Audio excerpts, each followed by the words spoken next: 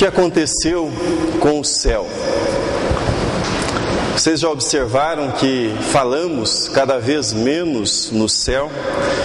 Falamos no céu em nossas piadas e falamos no céu no momento dos funerais, porque neste momento parece ser o único assunto a ser abordado. Mas sempre fazemos de um modo tímido, sempre fazemos de um modo constrangedor.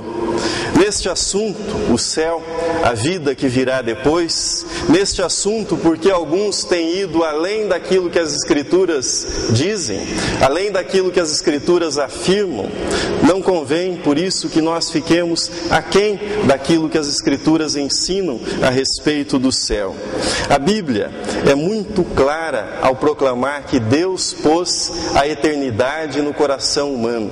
A Bíblia é muito clara ao dizer que o ser humano foi criado para viver na eternidade com Deus.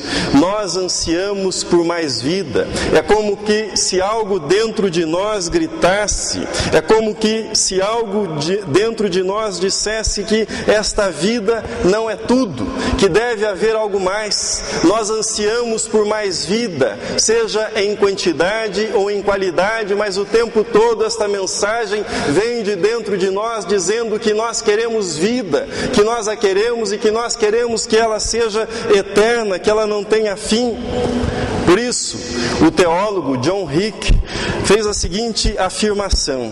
Diz ele: simplesmente não faz sentido que um Deus de amor infinito tenha criado um ser humano finito para depois excluí-lo da existência, justamente quando este ser, justamente quando essa criatura atinge o máximo ou o melhor das suas potencialidades, que essa criatura seja excluída da existência. Justamente quando a consciência de Deus, quando a comunhão com Deus se intensifica, que isso chegue ao final, que isso acabe em nada. Abraham Lincoln, na mesma direção, afirmou: Deus certamente não criaria um ser como o homem para existir somente por um dia. Não, o homem foi feito para a eternidade.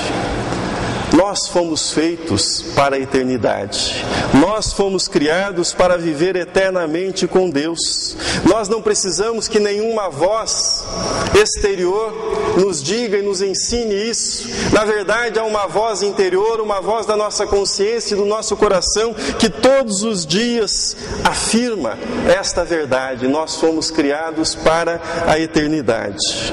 Mas por que será? Por que será que nós não ouvimos essa voz interior? Por que nós não ouvimos a voz do nosso coração que nos diz que nós fomos criados para a eternidade? A razão é muito simples. Nós fomos infectados. Nós fomos contaminados por aquele que talvez seja o pior dos males da modernidade. Nós fomos infectados pelo raciocínio de curto prazo. O horizonte do homem moderno não se estende além da aposentadoria. A perspectiva de vida do homem moderno é muito curta. Seus prazeres não ultrapassam os 5 sentidos. O seu Deus, na maioria das vezes, é o seu próprio ventre. A sua ambição de vida está restrita a essa terra. Daí a sua frustração. Viver assim, na verdade, seria ou é como conformar-se a ler apenas a capa ou, quando muito, a primeira página do livro.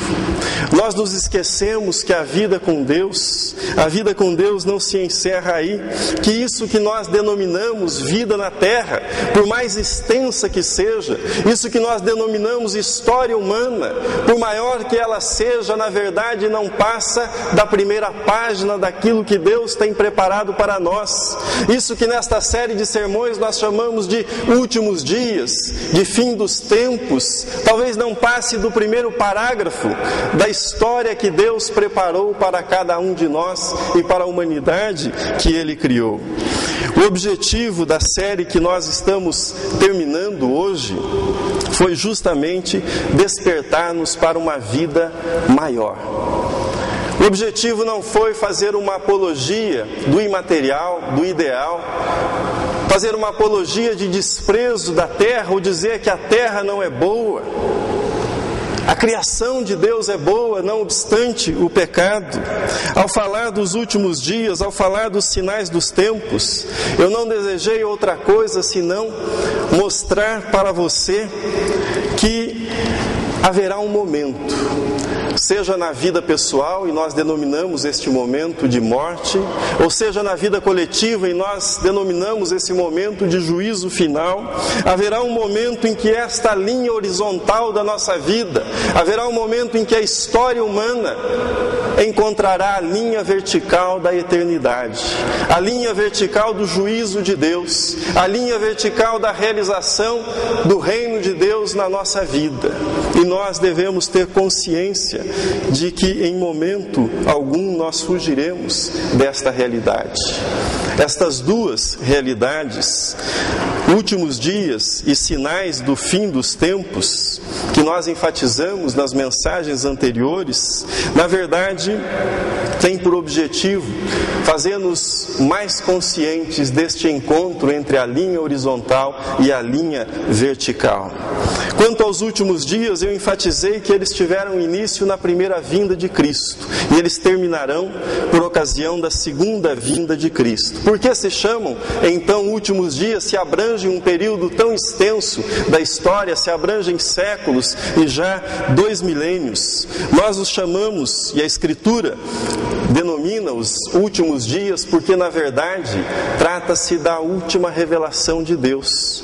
Depois do advento de Cristo, depois da vinda de Cristo, Deus não fez e Deus não fará nenhuma outra revelação além daquela que nos foi dada em Cristo Jesus. Jesus é a palavra final de Deus para a humanidade. Por meio da resposta que nós oferecemos a Ele, nós haveremos de ser julgados. Já os sinais do fim dos tempos, guerras, terremotos, fomes, nós dissemos que são sinais de todos os tempos. De todos os tempos, para que a igreja possa, a esses sinais, contrapor os sinais do reino de Deus. Os sinais dos tempos, ou sinais do fim, na verdade anunciam o egoísmo, anunciam um projeto de humanidade que está destruindo a terra e destruindo a si mesma, anunciam o ódio, o egoísmo, anunciam que a natureza agoniza sob o peso do pecado humano. Já os sinais do reino de Deus anunciam aquilo que Deus começou a fazer em Cristo Jesus, anunciam a redenção, anunciam o amor, a solidariedade, a transformação que Deus começou em nós e que Ele haverá de estendê-la para todo o universo. Aos sinais dos tempos nós contrapomos os sinais do reino de Deus. Assim, os cristãos têm vivido ao longo dos séculos, com a consciência que vivem os últimos dias e com a consciência que devem marcar os últimos dias com os sinais do reino de Deus.